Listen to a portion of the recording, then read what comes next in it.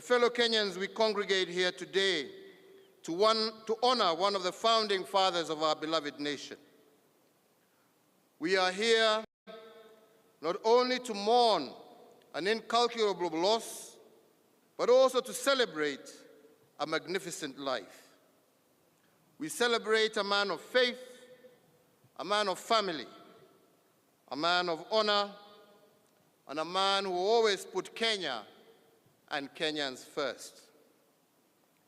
So my fellow citizens, whereas President Kibaki has rested and a remarkable life ended, his service to our country will not rest until the last mile of his bold vision for our country, Kenya, is complete. We honor and salute him today for his toil in the run-up to our nation's independence, and most notably, as amongst the leading architect of the modern Kenyan state.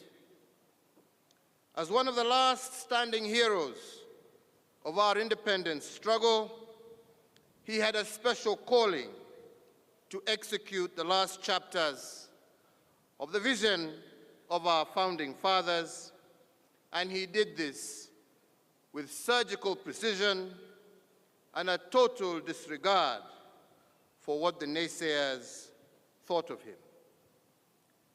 He finished the last mile of our founding vision as a nation, but he did not stop there.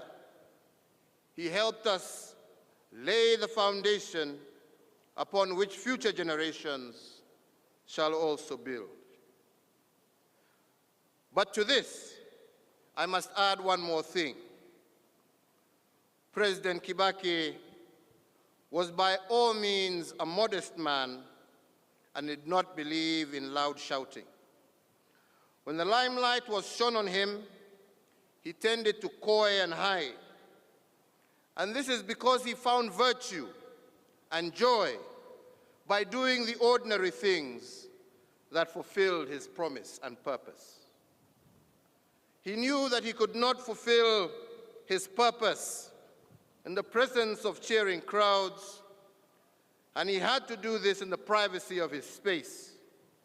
And his desire to contribute to transform our country, Kenya, in his quiet and secluded space with no one watching is what makes him a legend and a man of purpose. Fellow Kenyans, ladies and gentlemen, allow me to celebrate the man lying before us using three frames: Kibaki the man, Kibaki the leader, and Kibaki the visionary. I begin with Kibaki the man, and in celebrating his humanity, I want to pose an age-old question about our existence, and that is, what is the true measure of a man? How do you judge a man after he has served God, his generation, and country? Do you measure a man by his financial exploits or by how many lives he touched? Do you measure a man by the victories he gained or how he dealt with those he vanquished? Do you measure a man by how he handles losses, failings, and tragedies, or how magnanimous he is when he bags a win? Do you measure a man by how he treats his peers and equals, or how he treats his subordinates? Do you measure a man by what he started or by what he finished?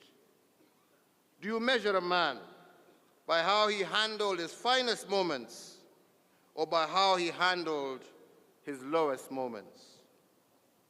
If you want to know the true measure of a man, watch what he does with power, how he handles his opponents, how he treats his wife and family, and what he does with his influence.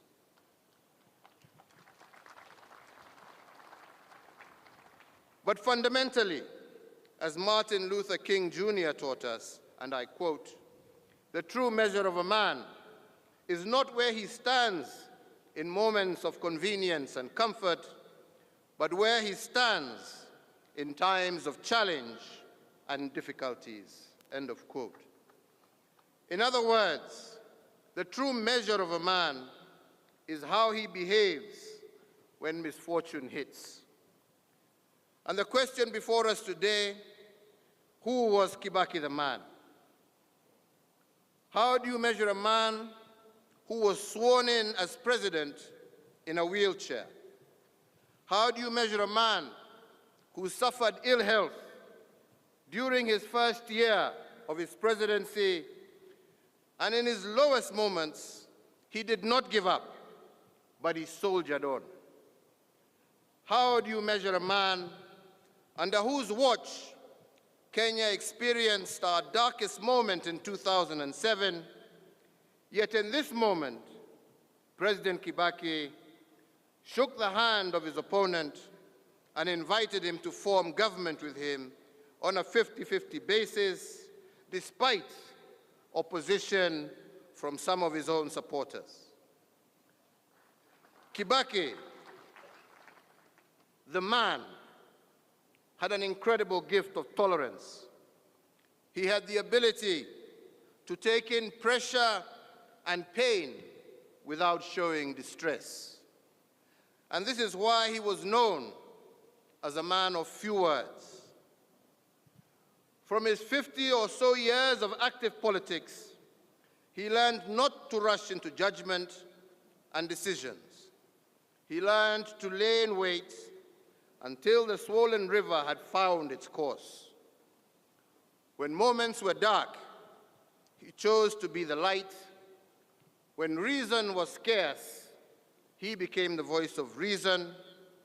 And when hope was down, he encouraged us all to exercise the gift of long-suffering. And if a man is not measured by what he started, but by what he finished, then the record must reflect that the Honorable Mwai Kibaki finished very strong. The end of Kibaki the man can only be summarized by the words of Apostle Paul when he said this of his own life, and I quote, "I have fought the good fight, I have finished the race, and I have kept the faith." This too must be recorded in our books of history as the finishing line of the Honorable Mwai Kibaki. He fought the good fight, finished the race, and he without doubt kept the faith. Turning to Kibaki the leader, as we have heard from the story of his life and times, as far back as July of 1974, the Honorable Mwai Kibaki was named by Time magazine as one of the 150 men and women who would become new world leaders.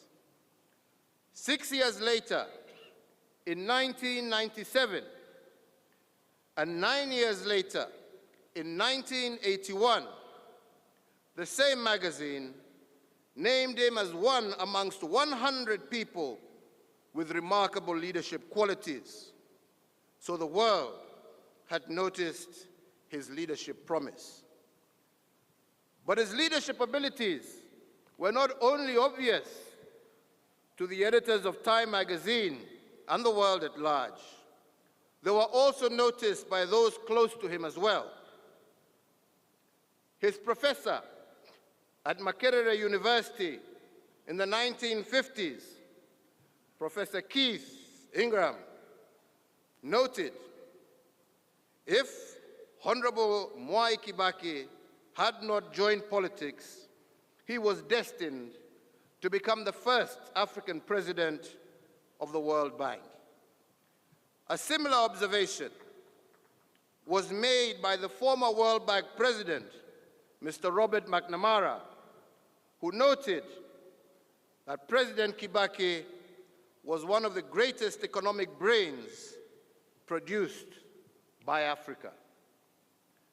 And this is not a wonder, because President Kibaki was also the first African to attain a first-class honors degree from the prestigious London School of Economics and Political Science. But how did his leadership abilities, celebrated by the world, translate at home? How do we measure Kibaki the leader during his 50 years of service to our country? At a very early age, the Honorable Mwai Kibaki knew that the biggest challenge of a leader is leading yourself. And to lead yourself, you have to be measured. You have to be disciplined and unwavering. He understood that a leader who does not lead himself will be driven by his difficulties rather than his vision. He will give in to pressure of crowds rather than the chosen path appointed for him. Such a leader will be pushed to make popular choices that please crowds, as opposed to bold choices that are good for country but may be unpopular at the moment. This ability to lead himself against the noise and buzz is what brought Mzee Kibaki this far. His ability to lean in and deal with his most darkest and difficult moments, not in public, but in seclusion, is what distinguishes him as a great leader. And if the true measure of a man is determined by how he stands in a moment of challenge and difficulties, President Kibaki handled his political misfortunes with unparalleled grace. In every low moment, he acknowledged the impending danger, but chose to focus on the attendant opportunities. And two examples will support my observation here. The first happened in 1988, after the infamous Mlolongo election. During this election, the Honorable Mwai Kibaki had served as Vice President and Minister of Finance for 10 years under President Moi. When the new government was formed after the election, the Honorable Mwai Kibaki was demoted from his position as Vice President and made the Minister for Health. At that time, popular voices countrywide wanted him to reject what they saw as a humiliation and resign from government altogether. But he shunned the voices of the crowds and opted for the lonely and unpopular path then. To the shock of the nation, he embraced his demotion with grace and continued to serve the country in a lesser capacity. But his superior reasoning was that leadership is not a position, it is a service. And he was ready to serve the country in any position the people summoned him to. With this reasoning, the demands for his resignation were put to rest. The second demotion of his leadership came at the darkest hour in our history as a nation. This was the post-election violence of the year 2007. President Kibaki admitted to all of us that this was one of the lowest moments in his career as a political leader. But turning inwards, he converted this political misfortune into a constitutional moment. You cannot talk about the 2007 crisis without going back to the 2005 constitutional referendum. During this referendum, President Kibaki and his team, that were called Banana Team, suffered a resounding defeat in the hands of the Orange team. But he banked the referendum loss as a dream deferred.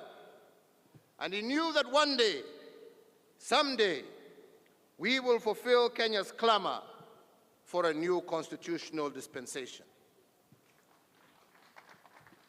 Then the 2007 crisis presented itself. At first, it was devastating. But with time, it gave him the opportunity to engage in a constitutional reset executed through bold and uncharted waters. First, and against the wishes of many, he ceded half of his government to his rival then, and he invited Prime Minister Raila Odinga to co-create government with him.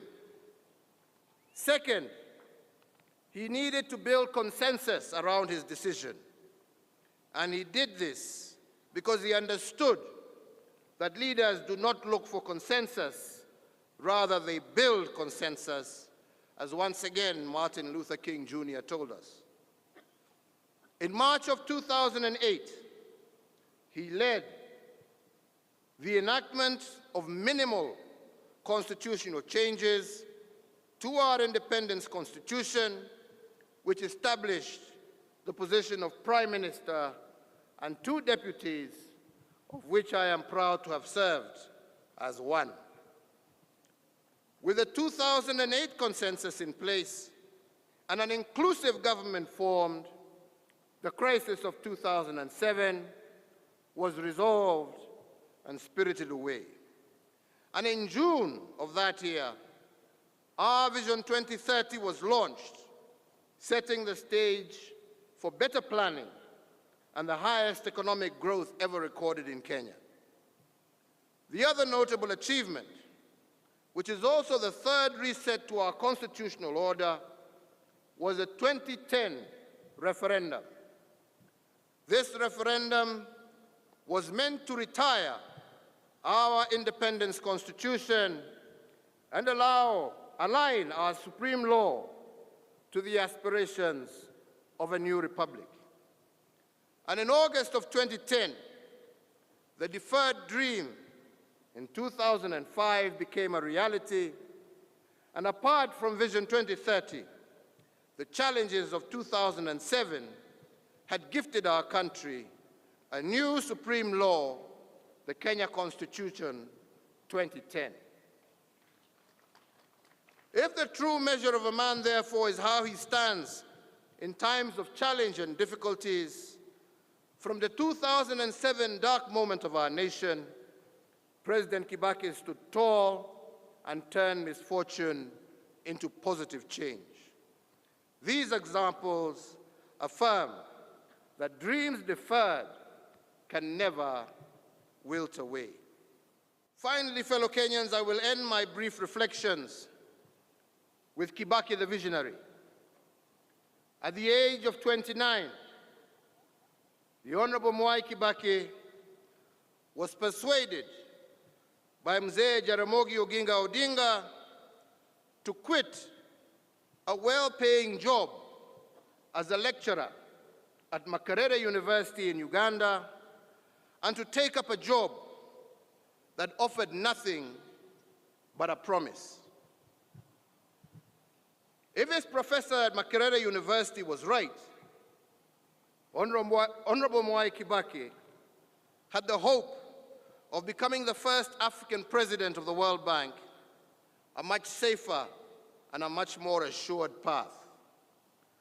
But he rejected this dream in pursuit of a more challenging vision. He took on the job as the executive officer of KANU, then a little-known entity where he would survive on nothing but stipends. For him to make this decision, he must have been propelled by a vision that loved country more than self. Although identified by the international media as a world leader, he chose not to take the trodden path. Instead, he opted for the uncharted path of an independent Kenya and leave a trail. And this is what the 29-year-old Kibaki did. But to follow such a hazy path, he must have listened to an inner voice, a voice that led him to what the heart sees, but not what the eye sees. A voice that took him to the path of faith. And because of this walk of faith, the Honorable Mwai Kibaki must go down on record as a guardian visionary of our republic. Armed with faith and vision, the young Kibaki, alongside the likes of T.J. Mboya, drafted the founding instruments of our economy. Indeed, sessional paper number 10 of 1965 on African socialism and its application to planning in Kenya, drafted by him and Mboya, remains the guiding light of our economic transformation. When he became president in 2002, he went back to this original blueprint and upgraded it to the Vision 2030 that now guides our country forward. And using this document, he encouraged us not to be intimidated by bold projects. And that is why my administration, inspired by this thinking, has accelerated what I call the big push investments, especially in the area of infrastructure. And if President Kibaki authored Vision 2030, the next administration must take us to a bolder plan. They must give us Vision 2063, a blueprint for Kenya at 100 years and beyond. So, Your Excellencies, fellow Kenyans, ladies and gentlemen, the man lying before us today was a gentleman, a measured man, a man of few words, but a man of decisive action. If he was with us here today, he would have instructed us to choose leadership over politics. He would have told us that leadership is about vision, politics is about positions, and that nations are founded on visions. President Mwai Kibaki epitomized the quote that life is no brief candle. It is a sort of splendid torch which holds bold for a moment and a desire to make it burn as brightly as possible before handing it on to future generations. The light President Kibaki lit will never flicker out because his torch continues in the lives of millions. Therefore, as we mourn his passing, we are reminded that it would be a tragedy if we let die what he left alive in our hearts and memories.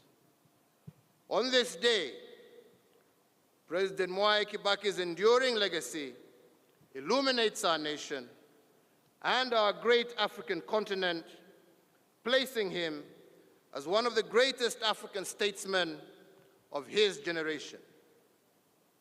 To his family, to you, Judy, Jimmy, David, and Tony, and to your families and the entire extended Kibaki family, I deeply share in the pain of your loss and pray that you will find comfort in the words of the psalmist when he said, and I quote, "Hold on, my child, for weeping may endure only for a night, but joy comes in the morning."